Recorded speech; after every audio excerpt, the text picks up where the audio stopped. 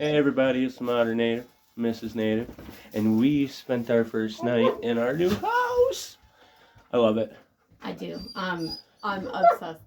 Obsessed. I pulled a few muscles and broke a rib doing it and really mangled the shit out of my thumb, but I got it done, and so, didn't think it could be done by myself, but I got all the pieces brought down here and tacked up and put together, and it's nice. It really is. Very nice. It's very nice. I'm about to go feed babies. Yeah, he's gonna go feed Bucky and the little goats. So I wanted to start doing like a how our day goes vlog kind of thing. We're starting a little late today. This was one of the best night's sleep we've had in a while.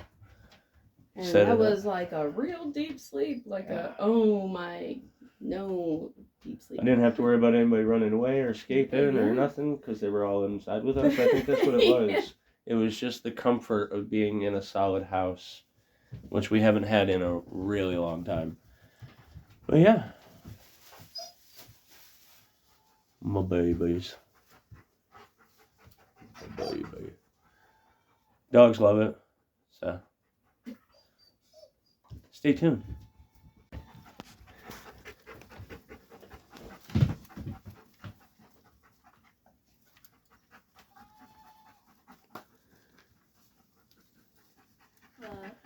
So we got 4 new little babies. It's 2 boys and a girl.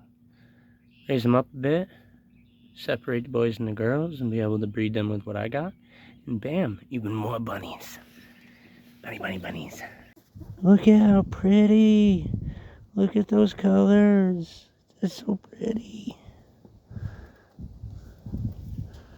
They're so pretty. Little baby bunnies.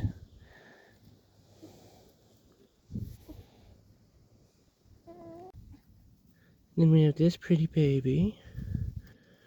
Aren't you active?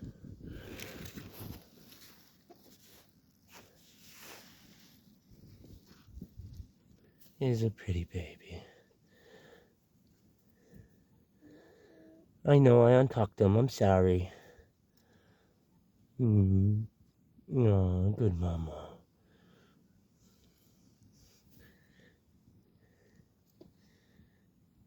Yes, a good mama.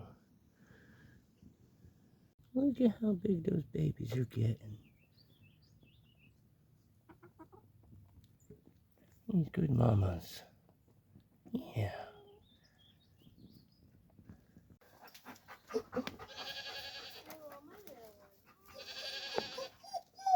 I've been putting it by their shelter. I've been putting it by their shelter.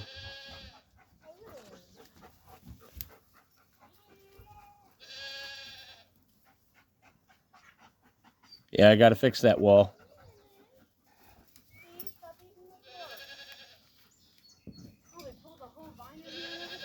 Oh, I've been tossing stuff in for him.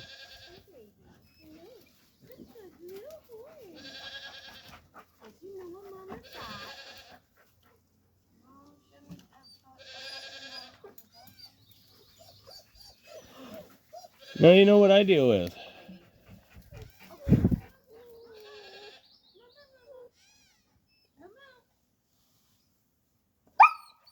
Hey.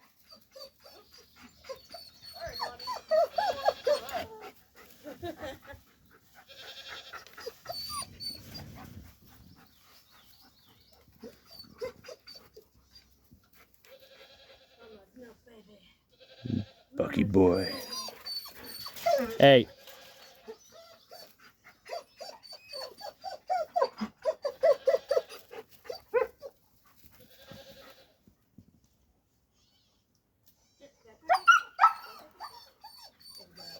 He's a good boy.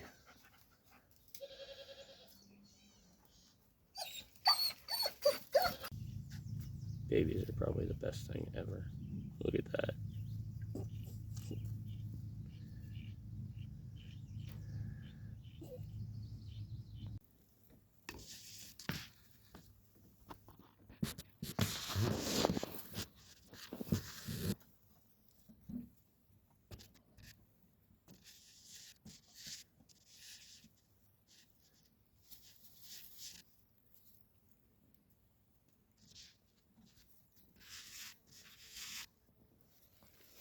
Little adventuring babies.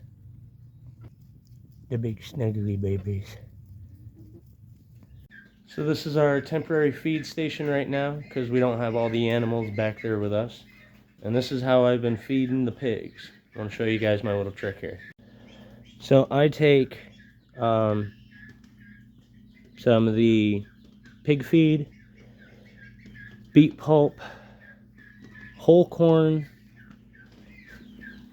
whole oats, black oil sunflower seeds, like I said, the beet pulp, and some scratch grains, and I put it in the bucket until it's about 3/4 full, and I give it all a good stir around mix, and then I fill it full of water, and we get this, sorry, I'm gonna try not to shake, you get this nice mash. And this is good. This bucket will feed them for 4 or 5 days, depending on how much dry I mix in. I mixed in some dog food, because pigs actually do love dog food.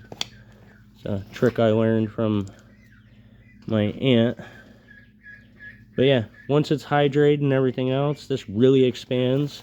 It started out being only like 8 pounds in the pail, and then now this thing is freaking heavy. That's a solid bucket, and it lasts them a while. So I use this clean garbage can kind of as a measuring scoop because I got the 2 pigs. Trying to sell the boar. He did his job and I don't need him now.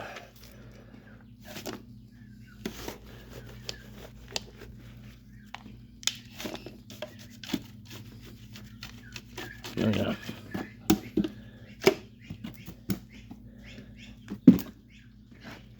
Need a bit more. Kind of figured out it's about 1/5 of the bucket. There. That looks good. Once I dump it into here, it fluffs out more, and then I add this. Now, I do a real similar dry mix just to give them a little bit of bulk. And I give them just a 1 or 2 scoop on it.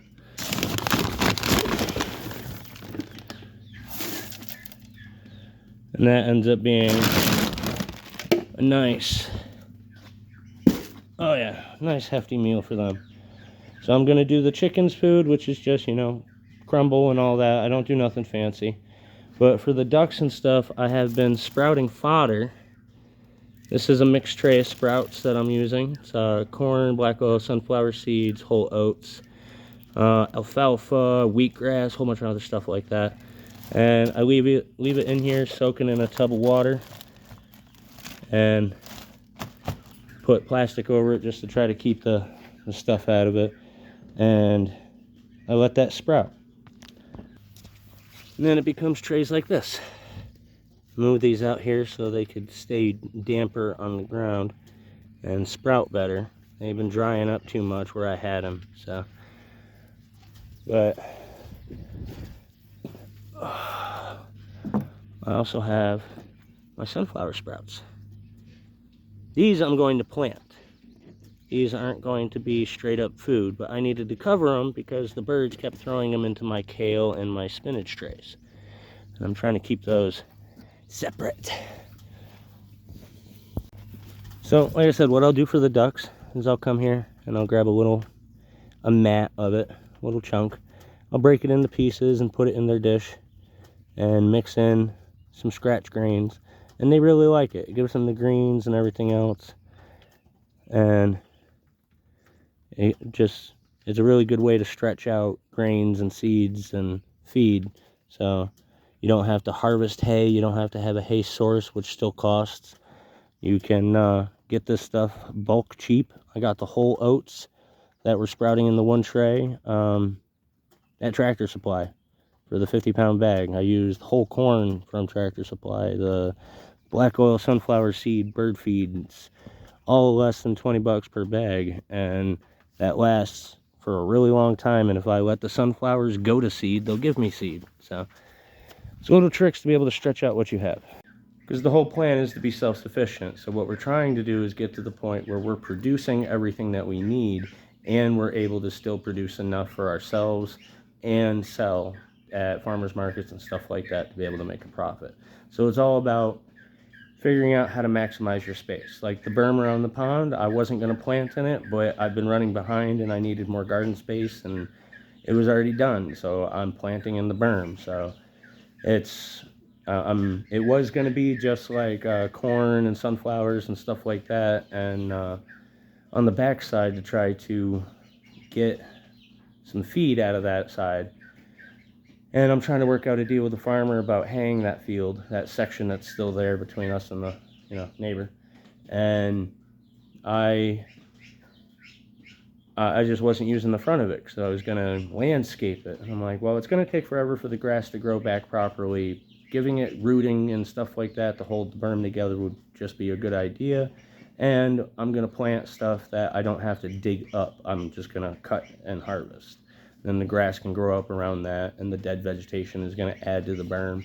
So it just turned out to be one of those win-win-win-win situations. And so maximize your space, try to get and produce and make everything that you have, or everything that you need, and figure out ways to be able to make stuff from the stuff that you have, like store-bought potatoes that are seeding out, store-bought fruits and vegetables that are going bad. You can save the seeds and everything else. It's not all waste. Not to mention, if stuff's going bad, you got compost, and then you'll have richer soil. So it's all just changing your mindset that there's no such thing as waste. If it's something that is a waste, it can be used for something. Trust me, no matter what it is.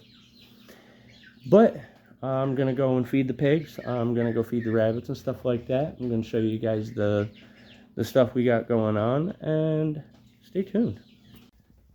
Alright everybody, so to actually get the whole routine and to show everybody everything, I'm going to have to break it up into a couple of days, only because I'm not able to get everything on film the same day, because there's a lot to do and a lot to be done. So, but that's basically most of what we have to do. There's a lot in between. Like, I mess with fodder trays, when I'm walking by them.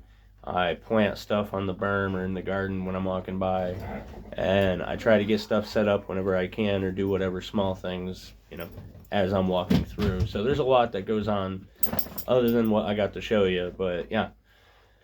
I just wanted to share that with you guys, kind of like a day in the life thing. But for now, until next time, don't forget to get out there, be a native, and go beast.